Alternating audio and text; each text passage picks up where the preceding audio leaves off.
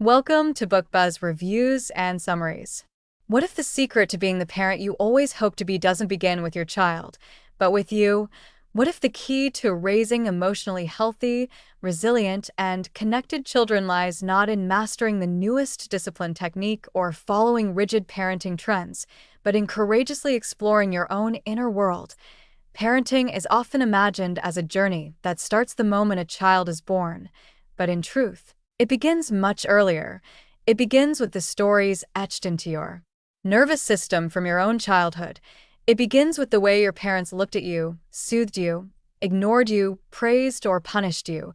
It begins with the beliefs you carry, often unconsciously, about love, safety, boundaries, and worth. Most parents want to do better for their children than was done for them, yet find themselves repeating the very cycles they swore to break, because unexamined experiences shape our reactions, because wounds we've never spoken of influence the way we speak to our children, because the past, when unresolved, shows up in the present with fierce determination.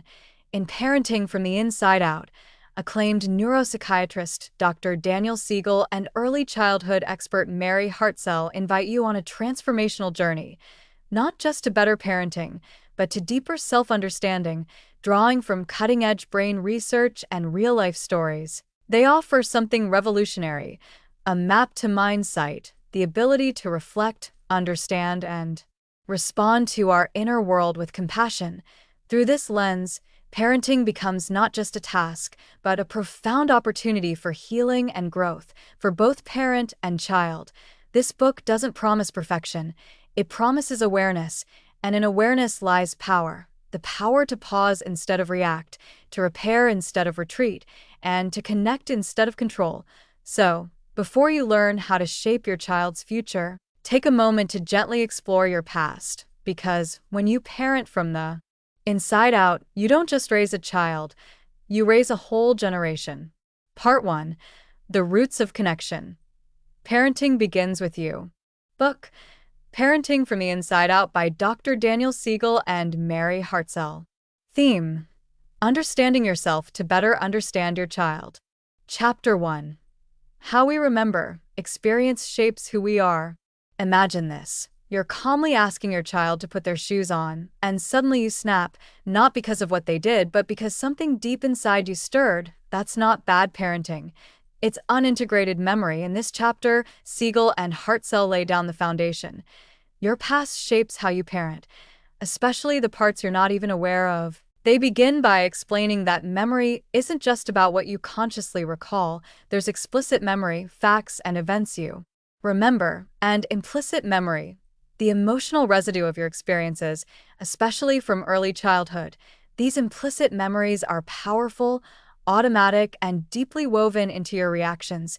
You might not recall why you're suddenly flooded with frustration or fear, but your nervous system remembers key insight. If you haven't made sense of your own childhood, those unexamined wounds will sneak into your parenting. Often in the heat of the moment, are you parenting your child?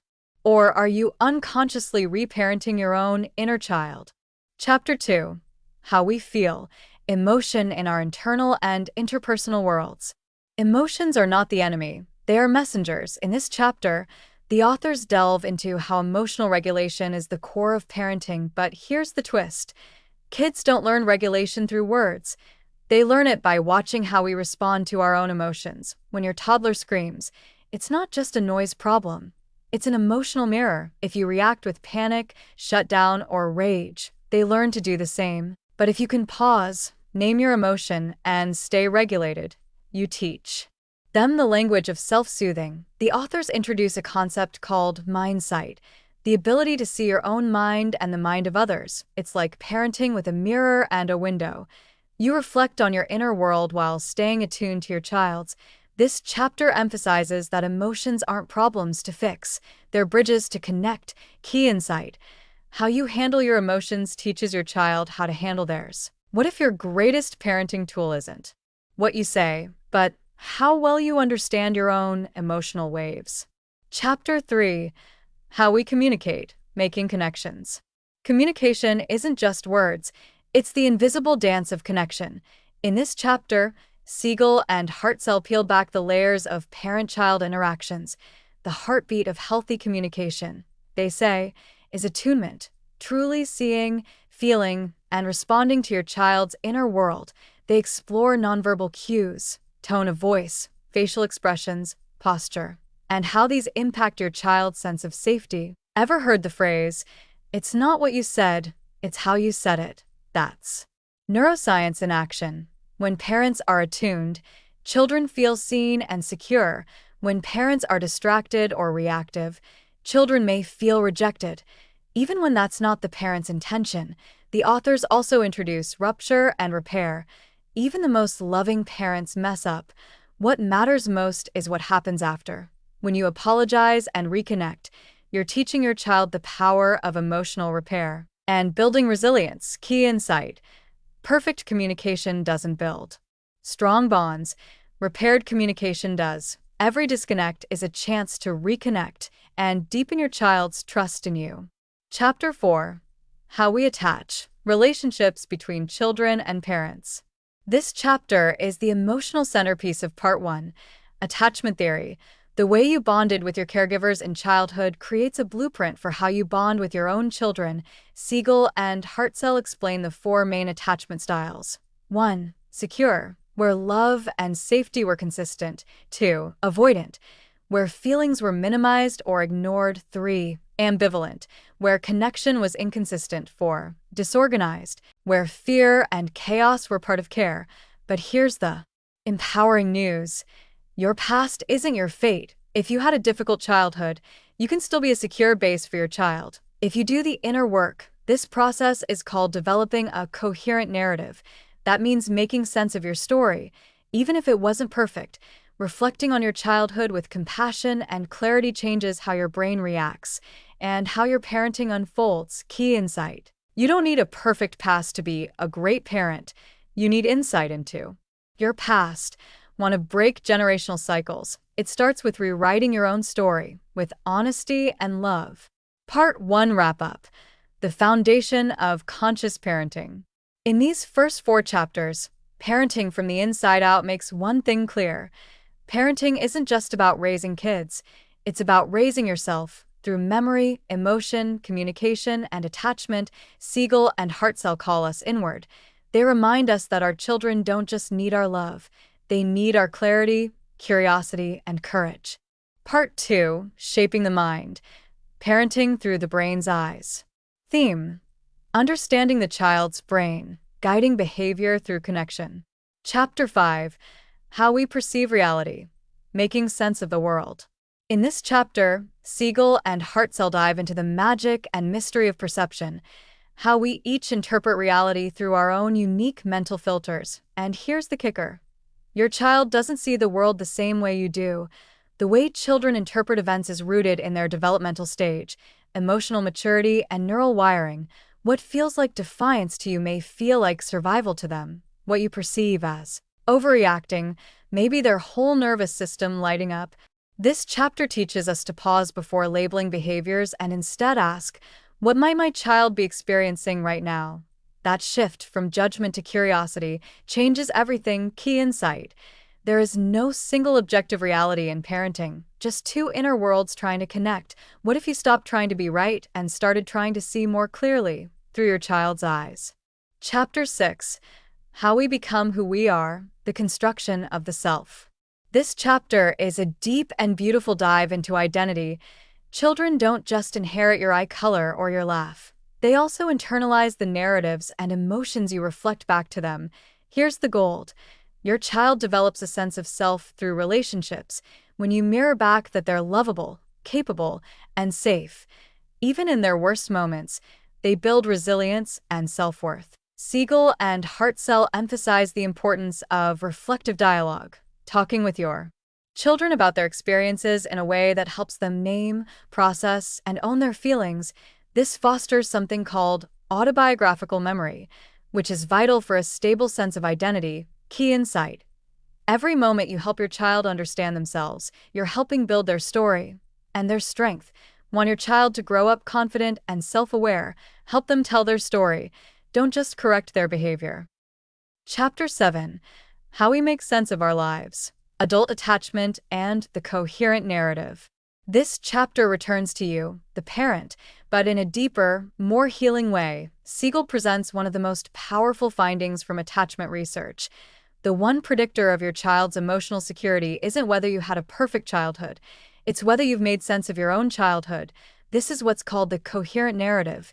Even parents with traumatic pasts can raise secure, happy children if they reflect, process, and grow. In this chapter, listeners are invited to look at their past with fresh eyes, not to blame, but to understand, not to wallow, but to heal. Key insight: the past only controls you when it's unexamined.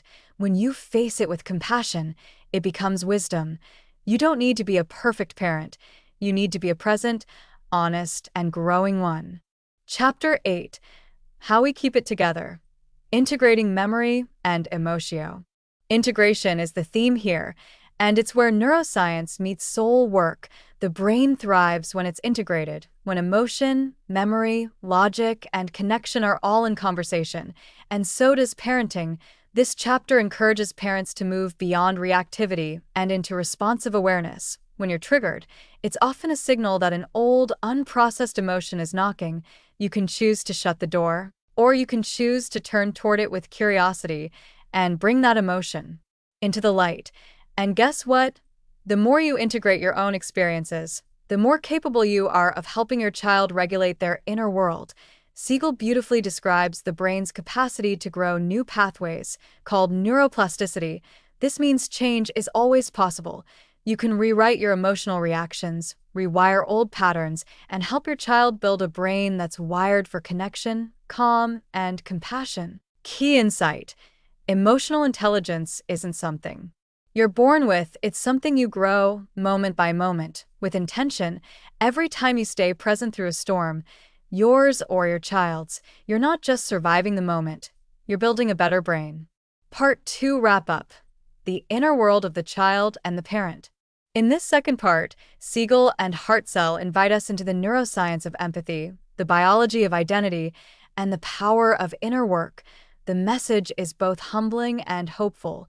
Your child's brain is being shaped by every interaction. Your reactions today are echoes of yesterday, but you can rewrite the script. Parenting isn't just teaching, it's relating, reflecting, and growing together. Part 3: Building the Resilient Brain. Presence, Play, and Emotional Flexibility. Theme: Cultivating Emotional Growth and Inner Strength in Children.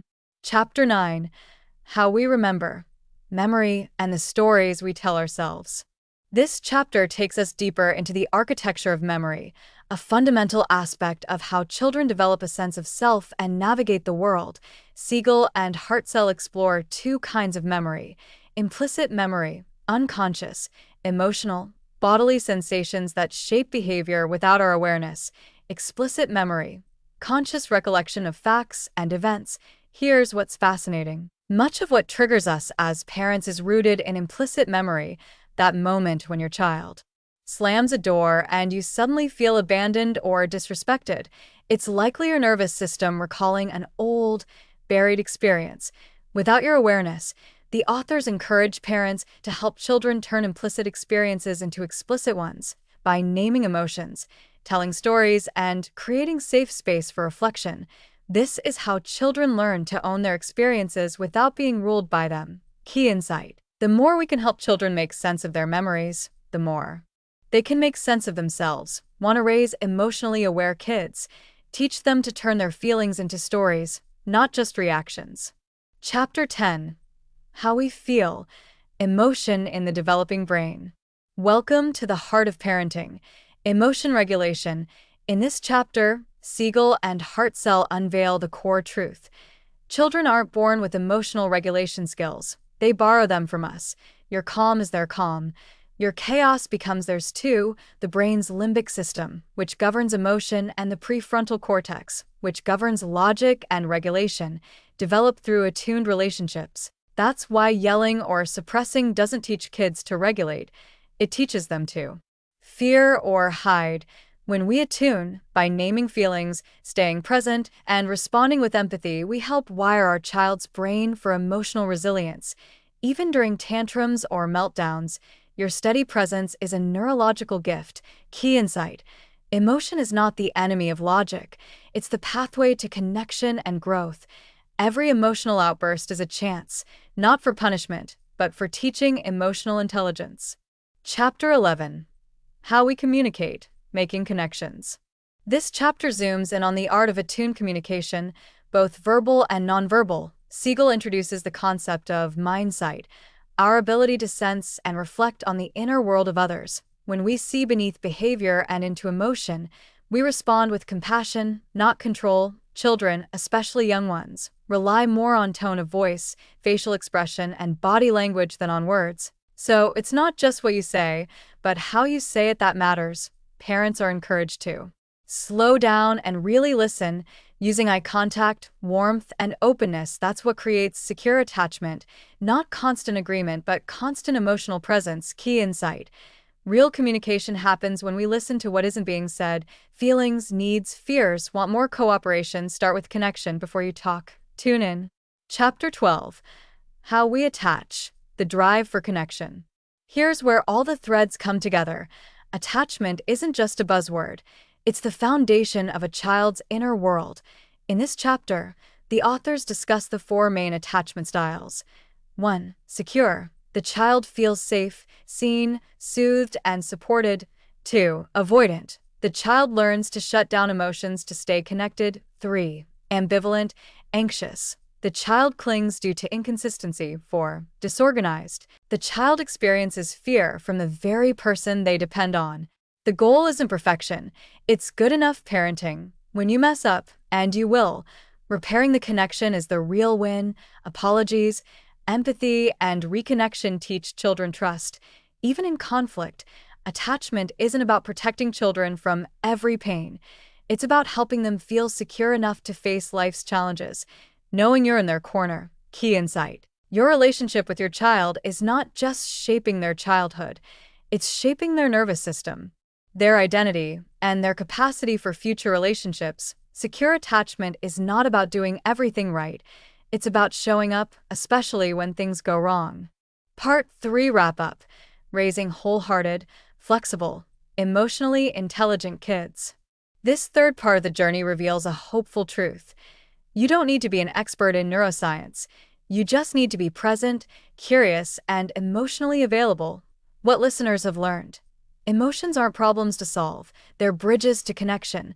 Every meltdown, memory, and moment of miscommunication is a chance to strengthen your child's brain and heart.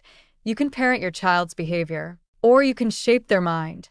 Part 4: The Parent's Journey, Integration, Repair, and Growing Together. Theme: Becoming the mindful parent your child needs. Chapter 13: The Power of Reflection, Developing Mindsight for Ourselves and Our Children. We begin the final stretch with a central concept: mindsight, our capacity to sense the mind within ourselves and others. Siegel and Hartzell explain that the more we cultivate this internal awareness, the better we become at helping our children navigate their inner experiences. This is where true empathy is born, from understanding, not just reacting. Reflection helps parents recognize and regulate their own emotions, respond to children with curiosity instead of control, encourage their kids to reflect on thoughts, feelings, and choices. The authors stress that the goal of parenting isn't perfection, it's presence. Reflection allows you to shift from, "Why is my child doing this to me?" to, "What is my child trying to express?" And that small shift changes everything. Key insight: the parent who reflects raises the child who can self-reflect, and that's emotional maturity. Want to break generational patterns? Don't just react, reflect. Chapter 14: Parenting with the Brain in Mind, Integration and the Journey Ahead. In this final chapter, the book synthesizes everything into one transformative idea: integration. Integration means bringing together the different parts of the brain, left and right, upstairs and downstairs, thinking and feeling, into a coherent whole. It's the very definition of mental health. The authors reveal that integrated brains come from integrated relationships, relationships where children feel safe, protected from harm, seen, their inner world matters, soothed. Their distress is met with calm. Secure. The parent is consistent and available. Siegel and Hartzell call this the 4 S's of attachment, and it's how children develop resilience, emotional regulation, and a grounded sense of identity. They also emphasize that as parents integrate their own pasts by understanding their upbringing, healing unresolved pain, and choosing new responses, they actually rewire their brains, changing not only themselves but the legacy they pass on. Key insight: integration is the path to transformation. Within yourself and within your family, the brain you change today will raise the child who thrives tomorrow. Practical takeaways: putting it all into practice. As we close this journey, let's translate the book's insights into daily parenting practices. 1. Practice the pause before reacting. Take a breath. Ask, what's going on in me? What's going on in my child? This microsecond of reflection can change how you respond. 2. Name it to tame it. Help your child recognize their emotions by giving them words. This calms the emotional brain and strengthens the thinking brain. 3. Repair, repair, repair. Every parent loses it sometimes. What matters is the repair. Owning your mistakes, apologizing, and reconnecting. This builds trust, not trauma. 4. Embrace the story. Help your child weave coherent stories about their experiences, even the hard ones. This builds self-awareness and resilience. 5. Invest in your own healing. The most powerful gift you can give your child is a healed, self-aware parent. Doing your inner work creates space for your child to thrive. Final thoughts: parenting as a sacred mirror. This book reminds us that parenting is not just about raising children. It's about raising ourselves. Each tantrum, bedtime battle, or emotional meltdown is not a test of control. It's a mirror that asks, can you stay present in discomfort? Can you choose reflection over reactivity? Can you love without needing to fix? Parenting from the inside out doesn't give us a script. It gives us a framework for presence, compassion, and growth. It teaches us that the most powerful tool we have as parents is who we are becoming. The child you're raising today is learning how to love, think, feel, and relate from watching you. And the good news: it's never too late to begin again from the inside out. Read the book to learn more. Thanks for listening to Book Buzz Reviews and Summaries.